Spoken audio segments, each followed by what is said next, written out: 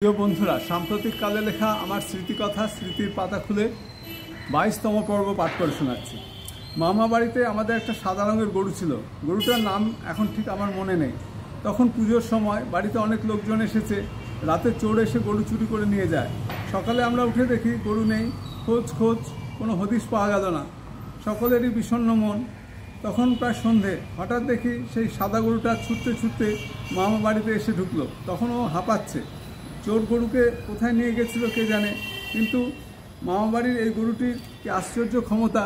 চোরের হাত গলে কোথা থেকে ছুটতে ঠিক বাড়ি চিনে ফিরেছে। পরবর্তীকালে গরুটা দুধ দিত না বলে বিক্রি করে দেওয়া হয়েছিল। আমার খুব দুঃখ হয়েছিল, কারণ গরুটাকে আমি খুব ভালোবাসতাম। খুব স্নেহপ্রবণ ছিল গরুটা। আমি তখন ছোট। গরুটা আমাকে ওর শাবকের মতো আদর করে চেটে দিত।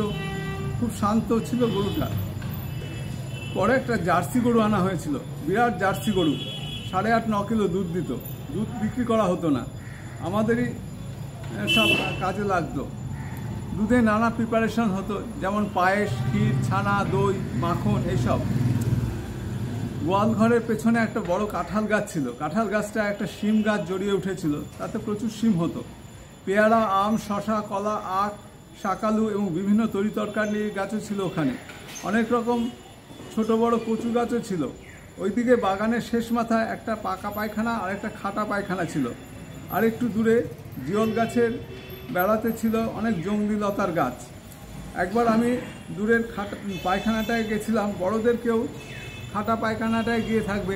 হঠাৎ করে পায়খানা থেকে বেরিয়ে আমার নজরে পড়ল পাশের লতা ঝোপটা যেন নড়ে উঠল। খাটা পায়খানা থেকে বড় যিনি ছিলেন তিনিও বেরিয়ে এসেছেন। একটু ঠাহর করে দেখি জঙ্গল জুড়ে একটা দৈত্যাকৃতির সাপ, অন্তত 15 ফুট লম্বা তো হবেই, তেমনি মোটা, সম্ভবত ময়াল বা পুরনো দাঁড়াশো হতে পারে। দৌড়ে এসে আমরা সবাইকে খবর দিলাম। প্রচুর লোকজন জুটে গেল। অনেকে লাঠি, বল্লম ইত্যাদি নিয়ে এসেছিল, কিন্তু কাছে যেতে কেউই সাহস পেল না। ওদের মধ্যে থেকে একজন বললেন, বন্দুক ছাড়া এই সাপ মারা অসম্ভব। এখন উপায় কি? আমরা ছোটরা ছিলাম। ছোটদের মধ্যে কোনাবাড়ি, খোকন আর আমি প্রধান। আমরা দূর থেকে ভেলা তুলে মারতে লাগলাম। আমার তখন 10-12 বছর বয়স। সাপটা আস্তে আস্তে গাছ থেকে নেমে পেছনে মাঠ দিয়ে সর্পির গতিতে চলে গেল।